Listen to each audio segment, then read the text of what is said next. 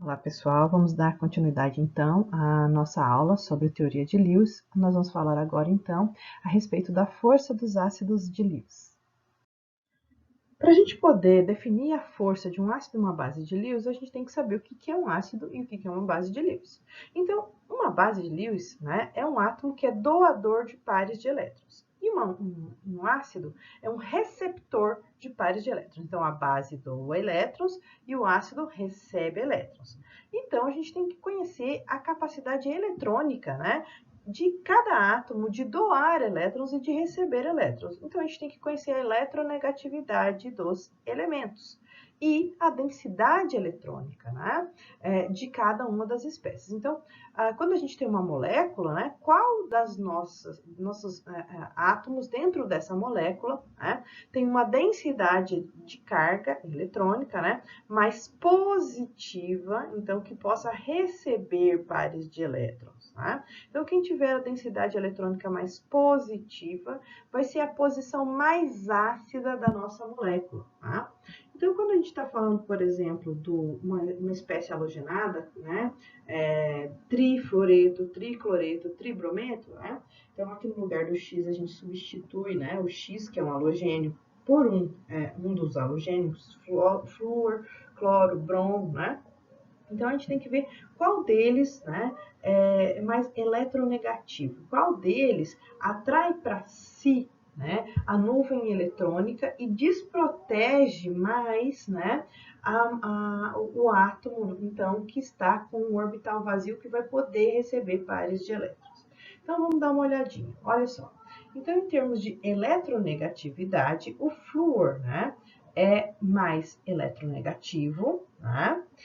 O cloreto, né? Então tá aqui na sequência, né? O cloreto, não, o cloro, né? Tá aqui na sequência, né? 3,16 e o bromo 2,96. Então a força ácida de Lewis aqui está sendo colocada que a do boro ligado ao flúor é maior, né? Então ele é mais ácido do que o boro ligado ao cloreto, do que o boro ligado ao brometo. Então, a eletronegatividade mostra para mim, né, que a nuvem eletrônica está mais deslocada para cima do elemento mais eletronegativo. Então, esse elemento mais eletronegativo desprotege mais o átomo que tem densidade de carga positivo, né? Desprotege ele, então ele acaba ficando mais positivo, então ele acaba ficando com maior capacidade de receber pares de elétrons aqui nesta posição. Tá? Então, esse composto de boro com um halogênio, né? Então, a gente tem a seguinte ordem, né? O boro com flúor tem força ácida maior do que o boro com cloreto, do que o boro com brometo. Então, a gente está em ordem decrescente de acidez. Então, o mais ácido é com flúor, o menos ácido é com bromo. Então, vocês entenderam? A nuvem eletrônica ela vai ficar mais deslocada para cima, né? Do elemento mais eletronegativo. E esse deslocamento da nuvem eletrônica desprotege, né, o orbital que está vazio aqui, então ele fica mais ávido por receber pares de elétrons. Tá? Então, a gente define então a força ácida de Lewis dentro dessa ideia aqui. Uma espécie para ser, então, um bom ácido de Lewis é uma espécie que possa conseguir ganhar pares de elétrons com facilidade. Então, para Lewis, né, uma espécie, por exemplo, iônica, a que tiver menor raio, né, vai ter mais concentração das cargas no espaço, então eles vão ser melhores ácidos de Lewis. Então, vamos dar uma olhada aqui. Entre o lítio mais e o lítio zero, o lítio mais tem uma contração do raio, né, quando você tira um elétron, né? Então, quando isso acontece, o raio diminui, né? O raio do lítio zero diminui, então ele diminui de 1,34 para 0,68. Então, o lítio mais vai ser um ácido melhor, né, do que o lítio zero. Então, ele vai ter maior capacidade para receber os pares de elétrons comparado ao lítio zero. A mesma coisa vai acontecer para o sódio mais, potássio mais, para o rubídio mais. Então, à medida que você vai retirando elétrons, o raio vai reduzindo. Então, se o raio reduz, tem mais concentração de carga positiva. Né? Então, se você tem aqui essa maior concentração de carga, essas espécies vão ser ácidos melhores. Né? Então, quanto mais positivo for, né, a gente vai ter maior capacidade para recepção de pares de elétrons. Aqui a gente tem um exemplo de um metal, né, sendo envolvido por moléculas de água, que a gente chama até que é um complexo, né, aquo, né? Então, no centro a gente coloca o íon metálico e em torno dele, né, os pares eletrônicos aqui, né, para doar pares de elétrons para o metal que está no centro. Então, quem tiver raio menor aqui consegue receber melhor os pares de elétrons que estão vindo das bases, tá? Quando a gente está falando, então, também, né, de tamanho de raio iônico, se a gente for observar, uma espécie que ganhou elétrons aumenta, então, o seu raio iônico. Né? Então, o flúor tem 0,71 de raio e o fluoreto tem 1,33 de raio. Então, quer dizer, o raio aumentou daqui para cá. Tá? Então, se o raio é menor, ele recebe melhor pares de elétrons. Então, quem recebe melhor pares de elétrons entre o flúor, 0, e o fluoreto é o flúor. Tá? Então, sempre que a gente estiver analisando acidez e basicidade, a gente tem que verificar, né, de acordo com o Lewis, quem tem menor raio, quem tem maior capacidade, então, de receber pares de elétrons vai ser sempre a espécie que tiver maior concentração de carga no espaço. Então, gente, existe uma correlação entre a acidez e a eletronegatividade, né, dos compostos, tá? Então, vamos ver esses ácidos aqui, todos eles, né, com halogênios. Então, a gente tem aqui que a eletronegatividade do meu halogênio é 3,2, aqui 3 e aqui 2,7. Então, à medida que a eletronegatividade é reduzida, né, a acidez também é reduzida. Por que está acontecendo isso? Né? O elemento mais eletronegativo atrai para si a nuvem eletrônica, né, no sentido do fluxo de elétrons, né, ele vem para cima do elemento mais eletronegativo. E isso enfraquece essa ligação entre oxigênio e hidrogênio aqui. Então é mais fácil, né, o rompimento dessa ligação aqui entre hidrogênio e a espécie. Né? A outra espécie é aniônica, né? Então, ClO, né? Ele vai ter, né, um fluxo de elétrons, né, vindo maior para cima dele do que para o BRO, do que para o IO.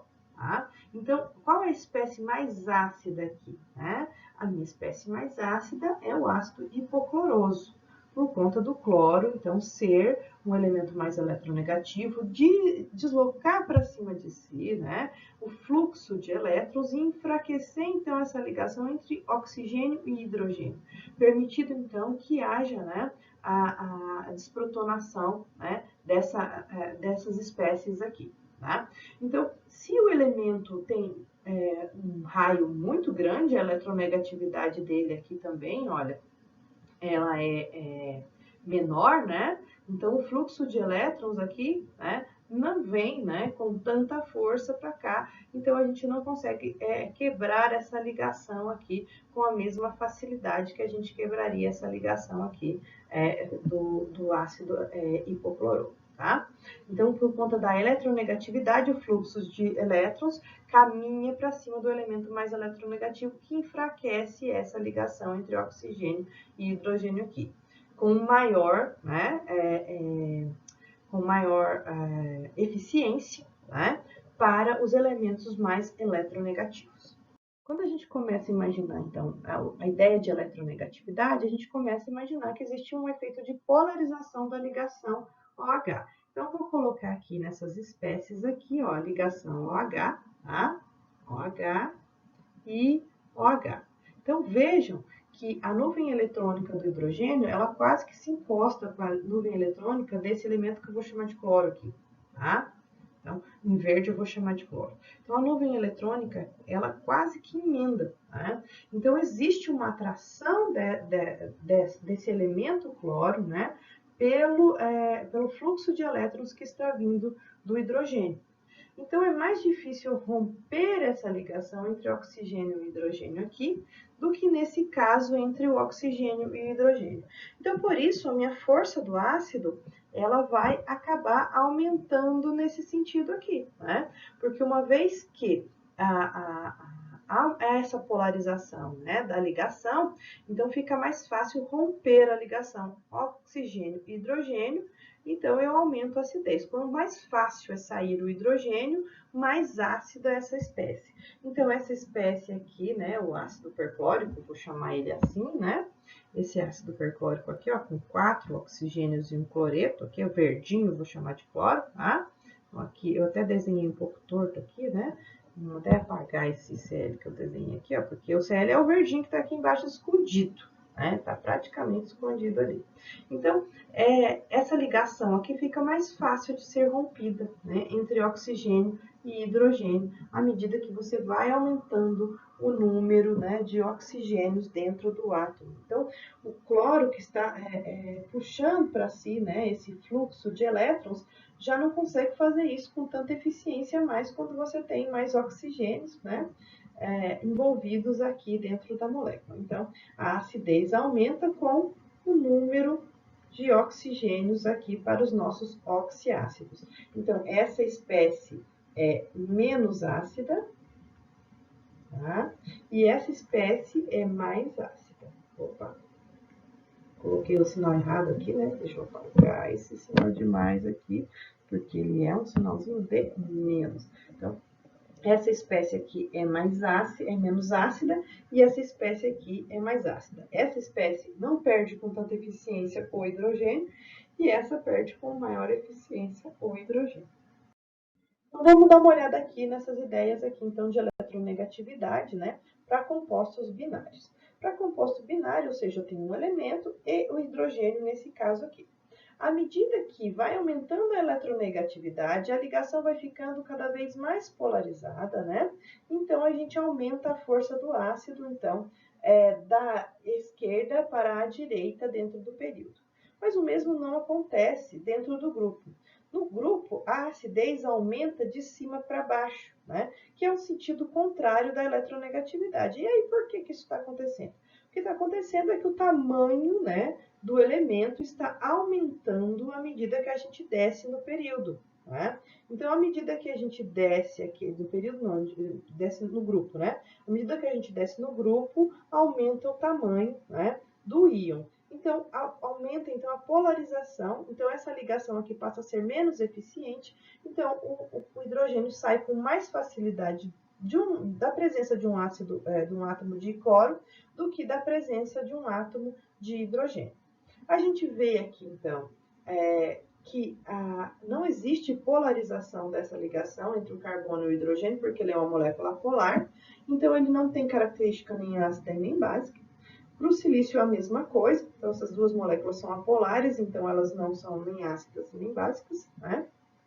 Já que para nitrogênio com hidrogênio existe um polo, né, em cima do nitrogênio, então a gente tem então uma característica básica, o nitrogênio pode doar par de elétrons, mas não com muita eficiência. A mesma coisa vai acontecer aqui, né, para o fósforo, né? Já quando a gente começa a analisar aqui, então, o enxofre com o hidrogênio, ele vai ser um ácido fraco, né, em comparação com o ácido clorídrico aqui. Tá? Então, a força do ácido ele aumenta da esquerda para a direita no período e de cima para baixo no grupo. Tá? Então, o caminho contrário acontece com a basicidade. Se ele é um ácido fraco, então ele é uma base forte. Tá? Então, entre o HF e o HCl, ele vai ter maior basicidade do que o HCl. Tá? Então, essa ideia aqui, baseando-se ainda na ideia de eletronegatividade, de polarização, né, das ligações entre o hidrogênio e o outro elemento. A gente viu teoria de Bronsted, a gente viu esse quadro aqui, que mostrava um quadro de bases fracas. Quando a gente viu Bronsted, a gente viu que quanto menor o valor de Kb, pior é a base. Então, vamos ver quem que é a melhor base aqui e quem que é a pior. A melhor base é essa daqui, olha. A melhor base é a metilamina, tá? E a pior base que a gente tem aqui é a piridina, 10 a menos 9. O que tem de diferente da metilamina com a piridina? A gente tem um par de elétrons em cima do nitrogênio aqui. Aqui também. Mas qual a diferença química que eu tenho aqui dessa metilamina com a piridina? A piridina tem um nitrogênio dentro de um anel aromático. Então, esse par de elétrons fica muito bem estabilizado dentro de um anel aromático. Melhor do que, né, um nitrogênio que está próximo a um carbono. Então, é mais difícil eu utilizar esse par de elétrons, por exemplo, para fazer uma protonação, que é o caso que a gente está fazendo aqui, né, do que nesse caso aqui. Então, essa espécie vai receber, né, com mais facilidade um próton, né, do que essa espécie aqui receber um próton. Então, essa espécie vai doar com mais dificuldade o par de elétrons do que no caso da metilamina, tá? Então, para uma base ser boa e eficiente, ela tem que doar o par de elétrons, né, com mais facilidade. Então, quem tiver o maior valor de Kb, nesse caso aqui, é a espécie que está doando o par de elétrons com mais facilidade. E por quê? Por conta da estabilidade química do par de elétrons em cima do arcabouço de toda a molécula, tá?